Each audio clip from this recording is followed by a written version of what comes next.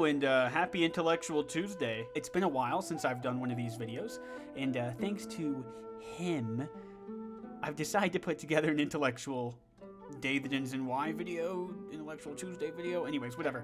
Since it's Pride Month, and happy Pride to those who celebrate, which is about 7.1% of the US population, so about 7 of my viewers.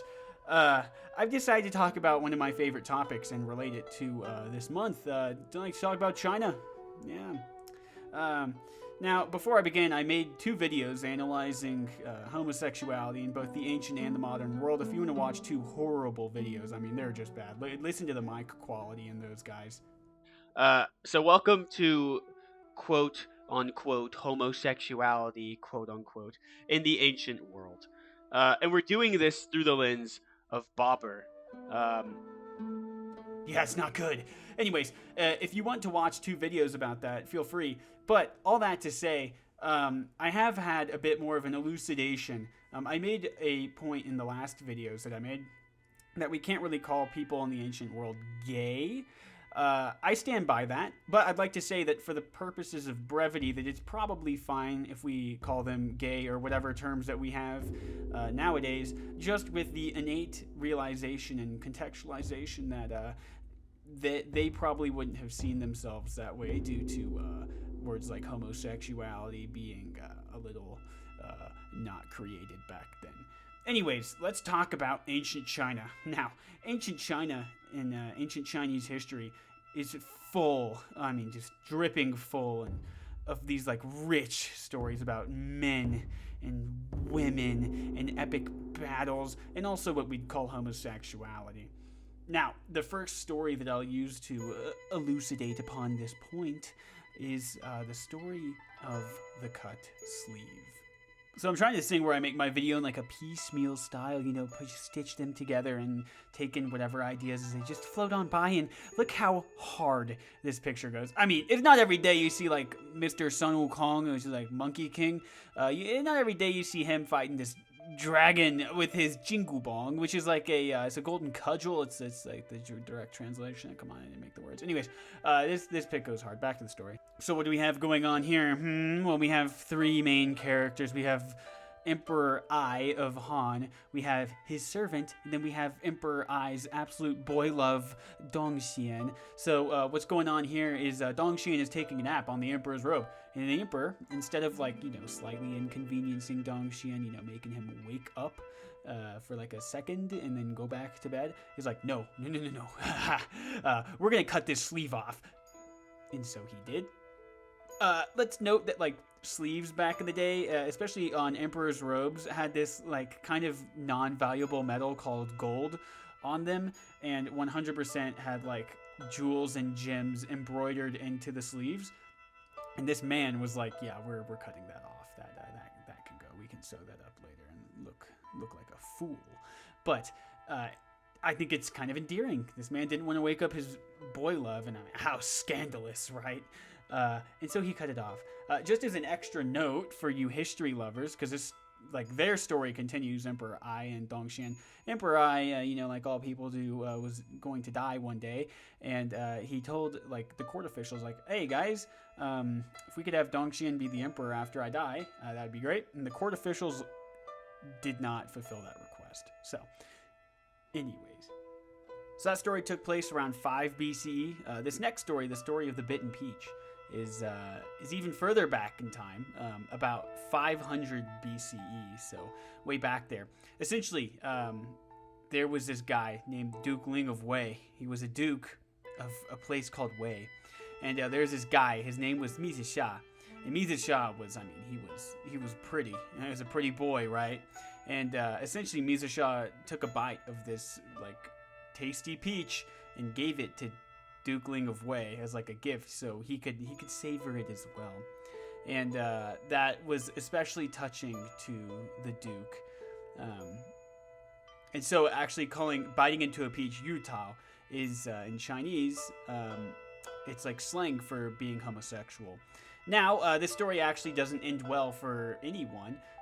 Mizisha, his looks faded as he got older, and Duke Ling of Wei turned against him.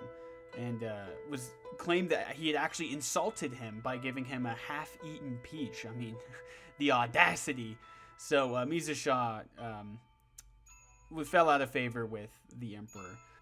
Now, with the story of the bitten peach, and also thinking back a couple minutes to the story of the cut sleeve, there's actually a Chinese saying that combines the two. It's called a yu tao zuan xiu, which means bitten peach, cut sleeve, and it's a euphemism for being homosexual. Wow, crazy. But these two stories are not the only stories to come out of ancient China about same-sex relationships, either male-male or male-female, etc. But there are two that elucidate the point I'm trying to get to. These guys were essentially emperors. One was an emperor, one was a duke, and they were in a perfectly fine same-sex relationship. Now, while both of these guys were individuals in leadership positions, there actually are stories of LGBT individuals at the commoner level, is what we call it. Things like the zibuyu, or words a master did not say, come to mind. But that is an absolute trip of a story, and in the interest of time, I won't cover that here. What I will do, though, is move on to our discussion about how the CCP views homosexuality in modern China. Now, talking about homosexuality in modern China and the rights that have progressed in modern China is a little bit tricky, because on the surface it does seem like there is progress, and to that point there is nominal progress, but there's not substantial progress. To touch on this really quick, until 1997 being gay was a crime. Until 2001, being gay was a mental disorder. It was classified as 性变态, which means sexual perversion. In 2016, there was the first ever same-sex marriage case in China, but the individuals there lost. Recently, Boys Love, which is a fairly popular, I guess, form of media, TV show, or I guess like genre of TV shows, has been banned in China, and there's also a ban on effeminate men appearing in Chinese media, just in general. So in addition to these things that have been banned and how there's nominal gay rights, one thing that China likes to parrot a lot is that, you know, the Chinese populace is just very traditional, and they wouldn't accept anything like gay rights right now. I mean, we're working on it, guys, but you know, give it some time. And that is fairly untrue. Now, of course, there are going to be conservative individuals in any country that do not support things like LGBT rights. I have illustrated with two stories, two examples from ancient Chinese history, that traditional history that China likes to refer back to all the time, of there being acceptance of LGBT individuals, not just for the emperors and dukes, but also for the common person. So really what they're saying is a bit nonsensical, because the bottom line with any of this is that it's easier for China to claim that they have gay rights within their country than it is for China to actually give gay people in their country rights. For my last point, I'd like to mention the fact that China views minority groups with hostility and suspicion, to include LGBT groups. They believe that the West can use these groups to infiltrate Chinese society and subvert the Communist Party of China. All of this when the reality on the ground for many gay people in China is just the fact that they want to live their life in a way that is meaningful and fulfilling to them. And this, it doesn't just stop at gay people, it also extends to religious and ethnic minorities. Minorities like the Uyghur Muslims come to mind, or Christians in China, that also comes to mind. One thing that I'd like to note before we end here is that not every person in China agrees or believes with these CCP talking points. This can be fairly simply deduced by the fact that there are minority groups within China. There are LGBT groups in China, though there are less than there were last year, and if next year follows trends, there'll be even less. But there are these groups in China, there are these individuals in China who do not believe the CCP talking points. And that's very important distinction to make, because your average Chinese person is not the CCP.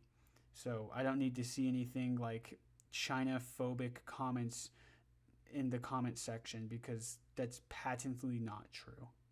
And so how do you end a conversation like the one that we've had today? With a recap, maybe.